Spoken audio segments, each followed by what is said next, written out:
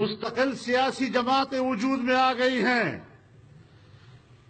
مستقل سیاسی جماعتیں اسی ایجنڈے پر کہ کس طرح ہم نے اس خطے سے اسلامی تہذیب کا خاتمہ کرنا ہے.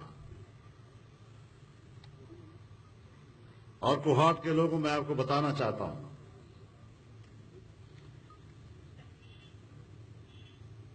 جب پچھلا الیکشن ہوا، عام انتخابات ہوئے، تو کچھ لوگ میرے پاس آئے، بڑے بڑے لوگ تھے،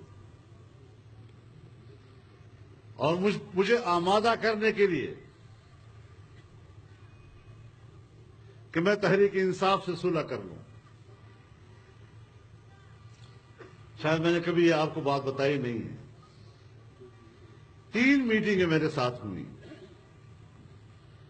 اور جب میں آمادہ نہیں ہوا اور میں نے کہا میرے کوئی ذاتی جنگ نہیں ہے، کوئی ذاتی لڑائی نہیں ہے، جس بنیاد پر میں نے اختلاف کیا ہے اس پر میں قائم ہوں.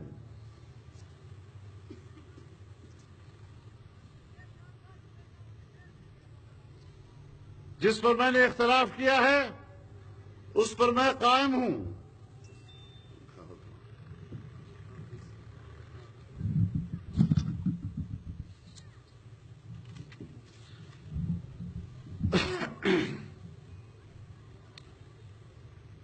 اور میں یہ جنگ لڑوں گا. کوئی مصالحت نظریے اور عقیدے پہ نہیں ہو سکتی. اور میں نے کہا، تیسری میٹنگ میں میں نے کہا کہ اب شاید میں مزید اس موضوع پر آپ کے ساتھ بات نہ کروں. یہ آپ کی اور ہمارا آخری اجلاس ہے. تو مجھے کہنے لگے کہ مولانا صاحب آپ نے تو بالکل چیپٹر ہی کلوز کر دیا ہے، اور آپ تو مزید بات ہی نہیں کر رہے ہمارے ساتھ. تو ہم آپ کے سامنے 1-2 باتیں کہنا چاہتے ہیں.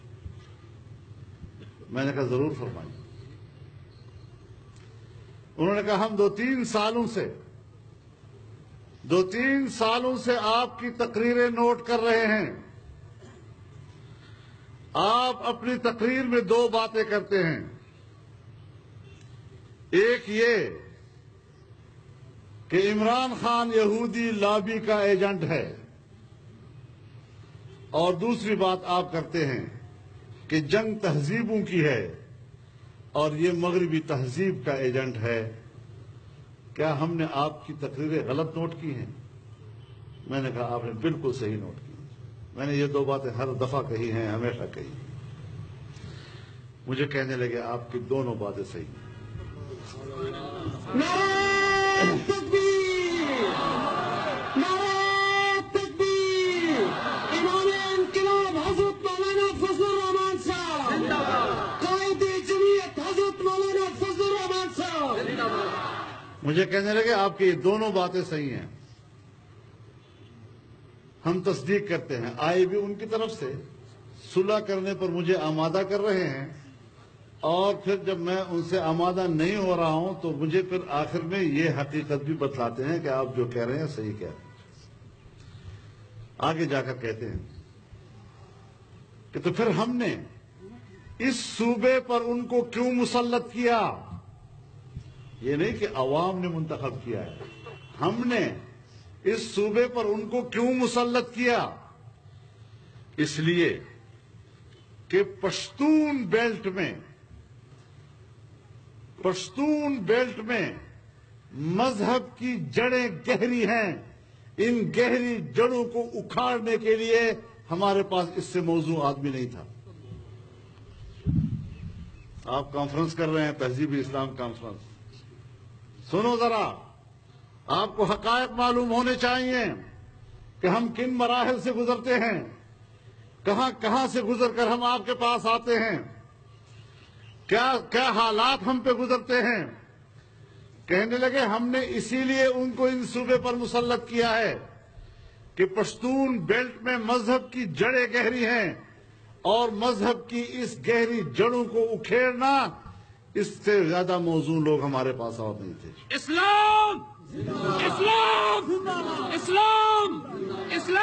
میرے محترم دوستو، پھر آگے جا کر کہتے ہیں کہ آپ کو بھی تو پتا ہے کہ بین الاقوامی اقتصاد یہودیوں کے ہاتھ میں ہے، اور اب یہاں پیسہ آئے گا اور بہت زیادہ پیسہ آئے گا، اور گلی کوچوں تک یہ پیسہ جائے گا، اور تمہارے مسجد تک یہ پیسہ جائے گا، اور ایک ایک مولوی تک پیسہ جائے گا۔ اور فضل الرحمان یاد رکھنا، پھر ایک مولوی بھی آپ کے ساتھ نہیں ہوگا، تم تنہا رہ جاؤ گے۔ اب آپ خود اندازہ لگائیں کہ کس ایجنڈے کے ساتھ یہ لوگ آئے اور کس طرح انہوں نے ہمیں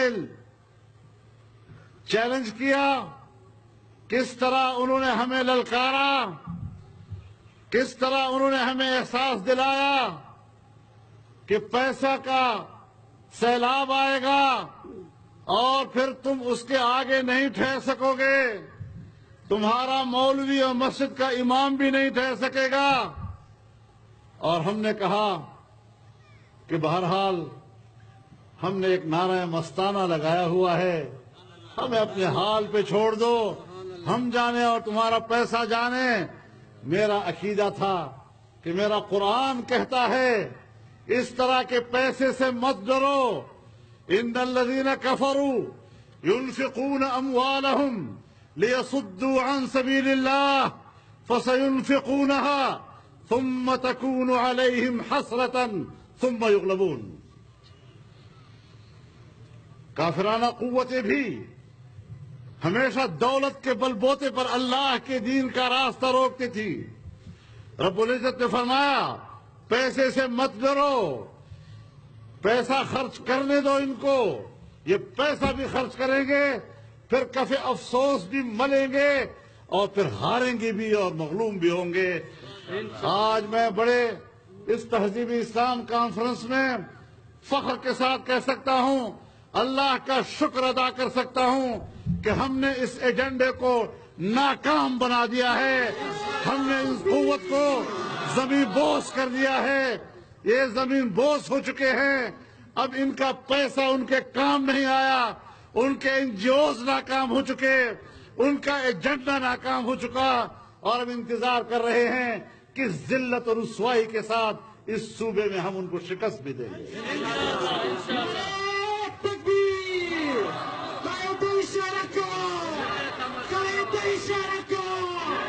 ہم مقابلہ کر رہے ہیں ان لوگوں کا، بلا وجہ نہیں کر رہے۔ میں انقلاب پسندوں کے اس قبیل سے ہوں، جو حق پہ ڈٹ گئے اس لشکر قلیل سے ہوں، میں یوں ہی دست گریباں نہیں زمانے سے، میں جس جگہ پہ کھڑا ہوں کسی دلیل سے ہوں۔